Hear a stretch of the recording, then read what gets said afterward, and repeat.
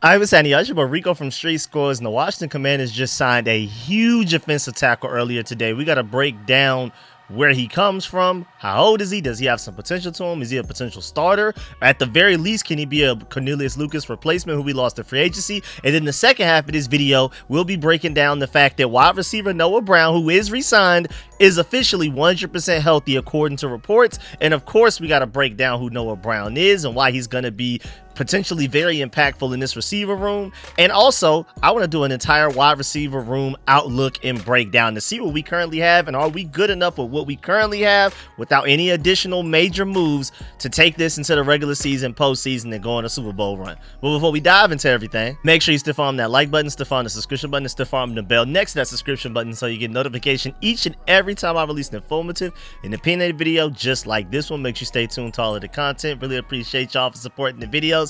Again, still working on all of those other videos, I promise, but breaking news like this, random updates just keep coming, and I just keep having to knock those out. We'll get to them eventually, I swear. But without further ado, let's go dive into the video, man. Let's get it.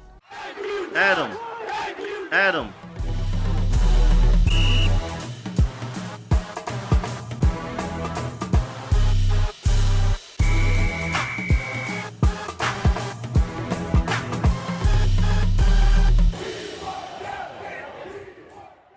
All right, so the Washington Commanders officially signed offensive tackle / guard Foster Sarell.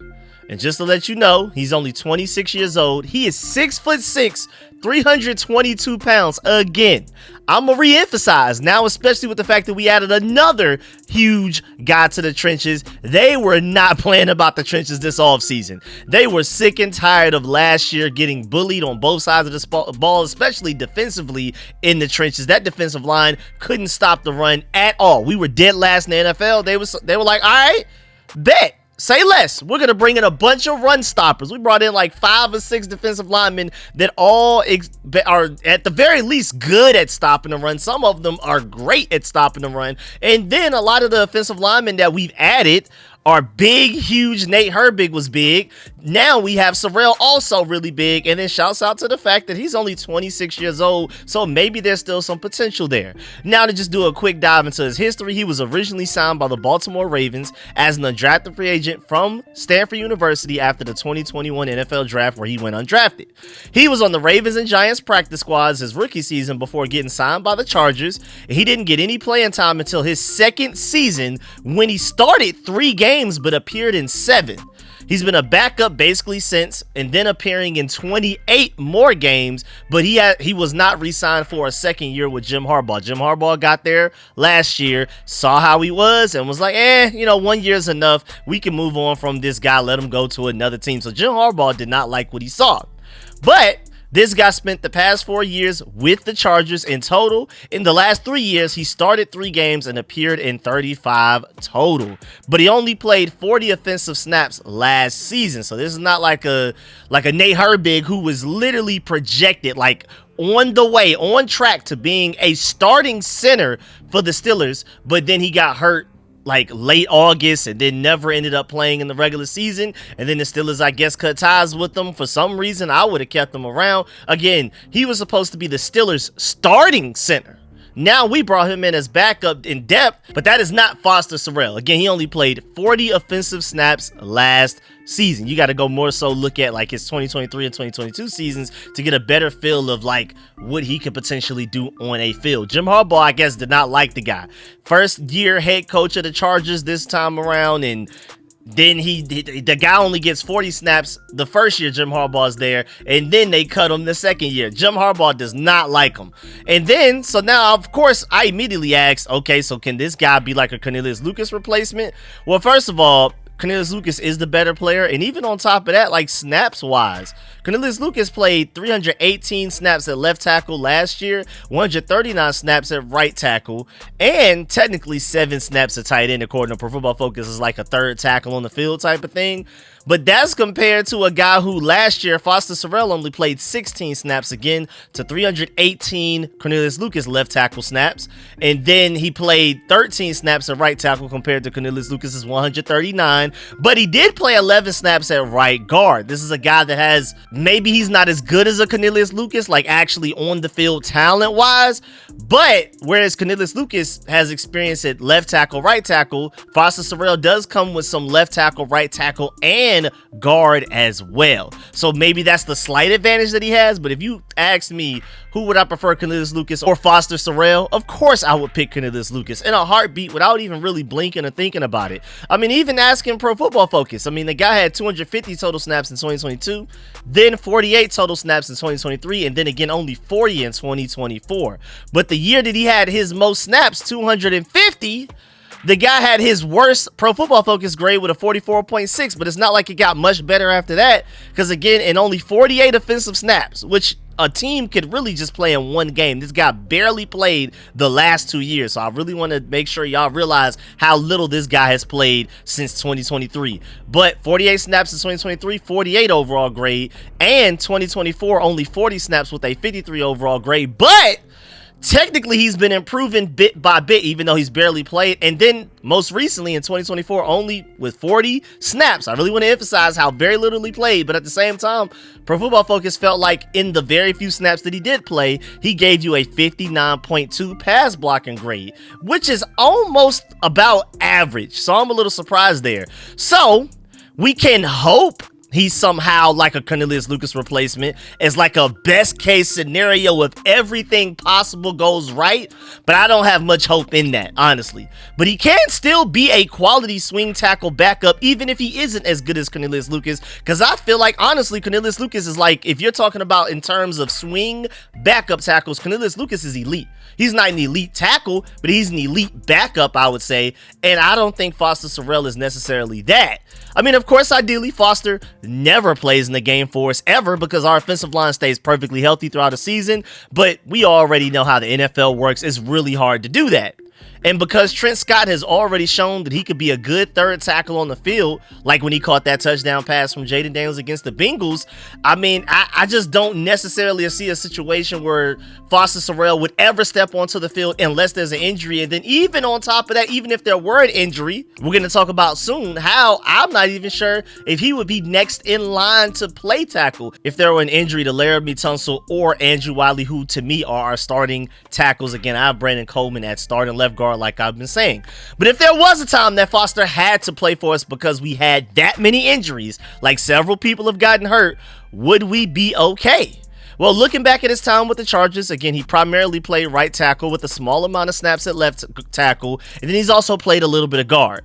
This is just another really big guy and possibly some quality depth. Going along with the theme of this offseason, get a bunch of depth. Hopefully some of those depth pieces are startable depth that in case if there is an injury to the guy above them on the depth chart, we'll be just fine. But at the very least, we're getting bigger and stronger all along the trenches, both sides of the ball. Now, do I ever project him to be a good starter? No, not at all. But at the very least, he's young, again, only 26 years old, but also experienced enough being with the Chargers and playing every now and then as far as depth players go to where maybe he has an honest shot of making the final 53-man roster. Because again, I see Brandon Coleman as our starting left guard, like Pro Bowl level left guard, like potentially all pro. I'm that high on him at guard. I like him at tackle. I love him at guard. So that's more so the thinking behind it. But that also leaves us with the depth chart of Laramie Tunsil and Andrew Wiley as your starting two tackles. And then after that, I would probably put Foster Sarell over Bobby Hart and Julian Good-Jones, right? Like, I feel like, but honestly, because of our interior offensive line depth, with that being way better, easily better than our tackle depth, like our backup interior offensive linemen are better than our backup tackles right now, I would prefer Brandon Coleman to switch to right tackle or left tackle if there were an injury to Tunsil or Wiley, because Nick Allegretti and Nick Herbig are better guards than Foster Sarell is a tackle, in my opinion. And again, if you're looking at the depth chart right now, it's Tunsil, it's Wiley, and then again, if you have Brandon Coleman starting at guard, which I feel like is his highest potential, then immediately after Tunsil and Wiley is Foster Sorrell, and that's not necessarily a good thing. And I'm assuming because of that, with the situation that we're in, with lack of tackle depth, but a lot of really good interior offensive line depth, with the lack of quality tackles, we may use one of our later round draft picks to bring in a backup swing tackle with some great talent and potential, and maybe Nate Sorrell sticks around the roster until after the draft when we bring in said guy, and then now Nate Sorrell is like a fringe 53-man roster guy. Maybe he's on the practice squad just in case if there is an injury, but who knows?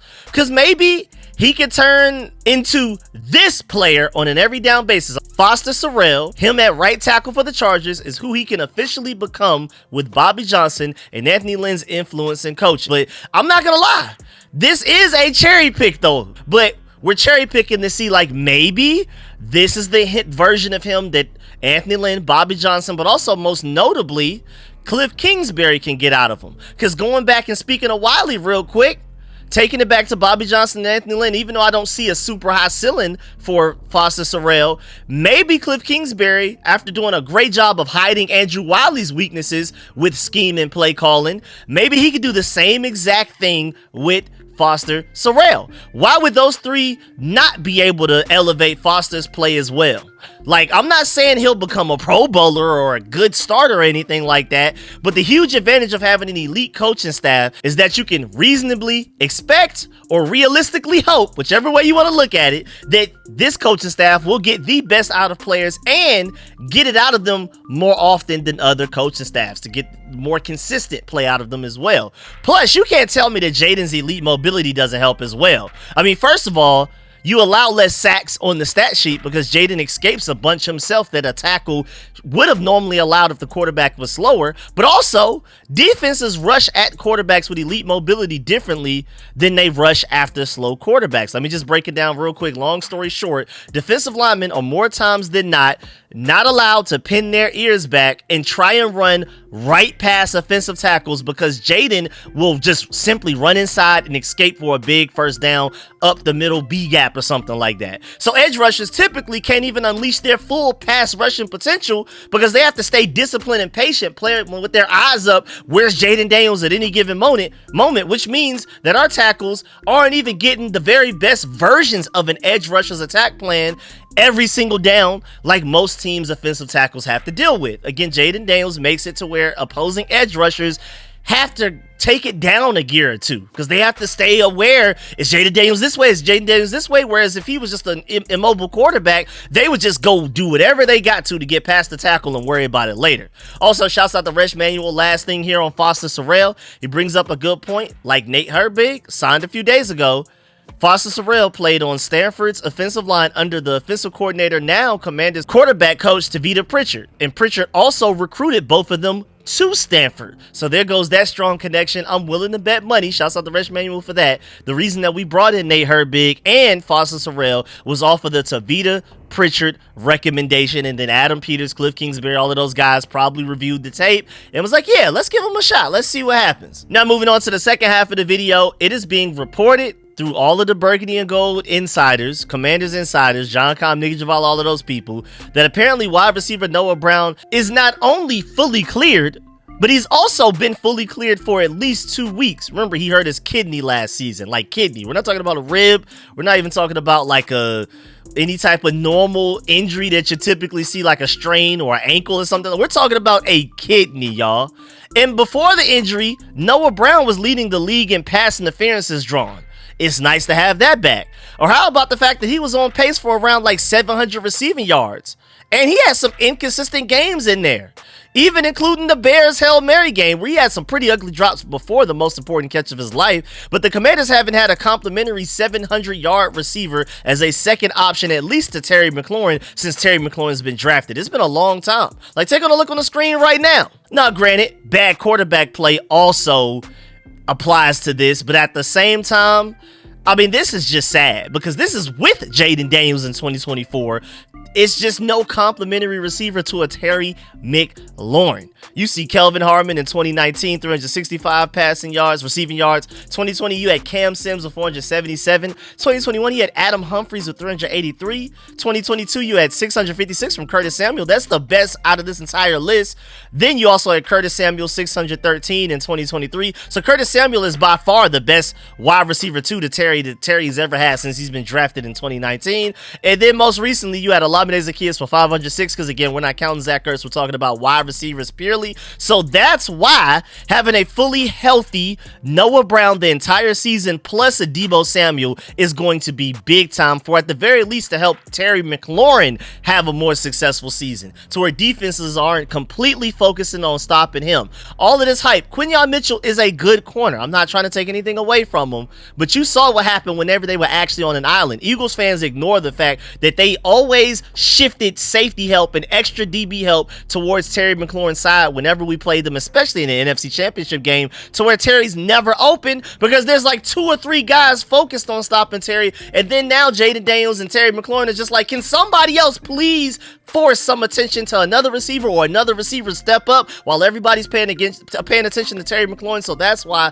Deebo Samuel being added and Noah Brown being healthy should be a big help. So now that we have a fully healthy Noah Brown going from our wide receiver 2 last year to our wide receiver 3, that's automatically improvement. When you have a guy that you had on your team last year, he's moving down the depth chart, even though he's not any worse than he was last year, I would assume right now, nor hurt. And that's because we traded a 5th round pick to get Deebo Samuel. Now, we have Terry, who is our best receiver. Deebo Samuel, who's an upgraded version of De'Ami Brown, especially when it comes to screens, things out of the backfield, gadget type of stuff, that even pushes Noah Brown down the depth chart. And then you're really hoping that maybe like a KJ Osborne can get back to his Viking self. You're also hoping that maybe 2024 3rd round pick Luke McCaffrey can step up and develop into a strong and consistent contributor to the wide receiver room. At least that, maybe at least be like a wide receiver 4 or 5, please. But again, y'all already know me. I really want us to pick up an Elijah Moore still to this day with how our wide receiver room is currently constructed. I'm working on a video breaking down in like way greater detail as to exactly why I want an Elijah Moore. But a wide receiver that runs a 4-3-2 and has very consistent hands, and his production has only suffered due to bad quarterback play that he's been dealing with pretty much since he's been drafted, since he's literally entered the league. And he's only 24 years old right now on top of all of that. So even though he'll be 25 in late March, that's still only a few months older than Jaden Daniels. So he could be the type of guy that even grows alongside Jaden Daniels for like the next 7 years plus, maybe as like a best case scenario, but that's something that has some potential to it. Now, granted, I have no idea what also even happened to like Amari Cooper while he was on the Buffalo Bills last year. But he was always open against us when we played the Browns early in the season. I mean, granted, we had Benjamin St. Juste out there, but still. So from how he played against us, I'd be willing to even give Amari Cooper maybe like a really cheap deal, super team friendly, like almost nearly like as much money as a lot of these backups that we've signed type of money. I don't want Amari Cooper that much to where we're paying him significant money. That's probably why he's still available. Other teams are downplaying him, which I wouldn't pay him much, and then he's probably asking for more and expecting more. But then again, maybe we don't want to get an Elijah Moore or an Amari Cooper, which is my main point, because maybe they want Luke McCaffrey or maybe even a potential 2025 draft pick to get as many opportunities as possible. Because Amari Cooper's presence would literally stifle their growth and development by taking away the young cores, snaps, and targets during the offseason and the regular season. So they're probably not even looking towards getting another significant receiver.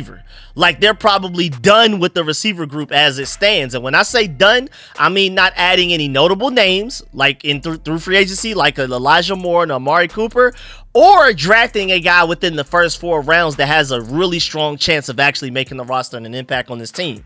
So then with that, if this is what the wide receiver room is more than likely going to look like, at least like top 5 receiver wise. Again, I'm not talking about some random undrafted free agent. I'm not talking about some random free agency signing that's clearly not making the team.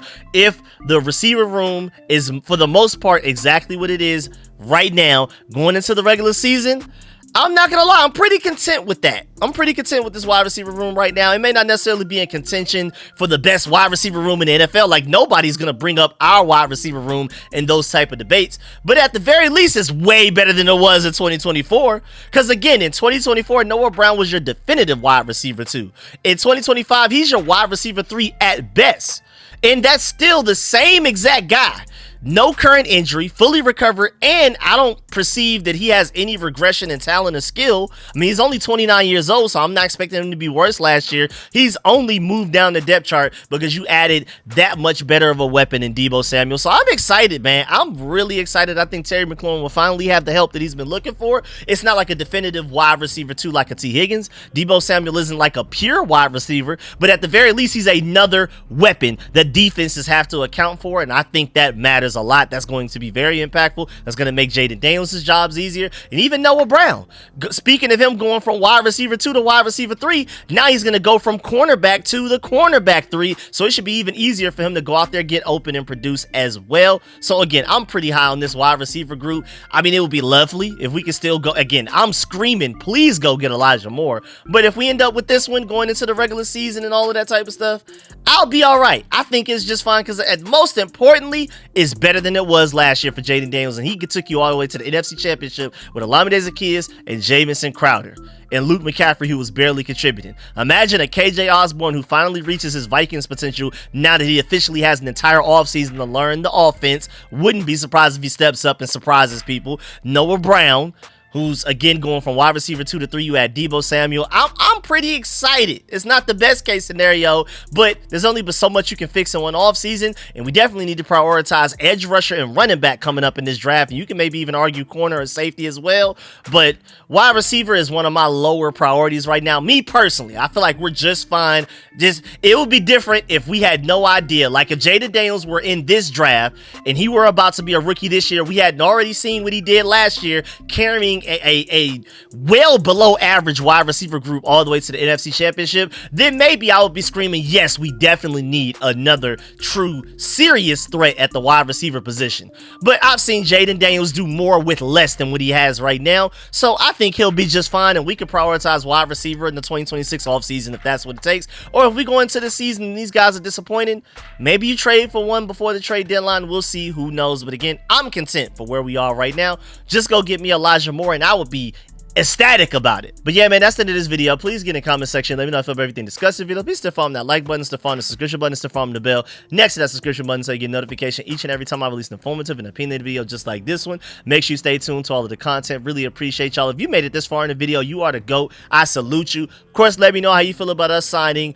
backup offensive lineman, tackle, guard, whatever, Foster Sarell. Do you feel like he even has a chance of actually making a 53-man roster? And how do you feel about, like, if we were in a scenario where he had to step into a game because we had that many injuries, are you comfortable with him going out there? Also, do you agree that him getting around Bobby Johnson, Anthony Lynn, and Cliff Kingsbury's scheme and play calling, do you feel like we'll elevate his play, and if anything, he'll only get better with this coaching staff around him and Jaden Daniels as his quarterback? Do you at least agree with that? And then, of course, let me know how you feel about Noah Brown and this overall outlook and breakdown of the wide receiver room that I gave. Let me know if you agree or disagree with any of my points. Do you want Elijah Mitchell just like I do? Amari Cooper's just a name I was throwing out there, but Elijah Mitchell is a guy that I really want. Like, can we sign him tonight, please? I don't even care if I look stupid while people are watching this video and we had just signed him and then now I'm late or whatever. I don't care. Just get me Elijah Mitchell, man. More importantly, get Jaden Daniels, Elijah Mitchell, man. Because I love Deebo Samuel, but we lost speed with losing De'Ami Brown. I want some of that speed back. And then Elijah Mitchell's even faster, significantly faster than De'Ami Brown. So I feel like Deebo Samuel is a great weapon,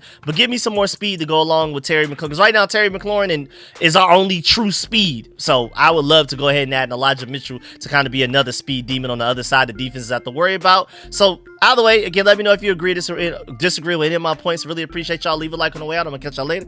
I'm out.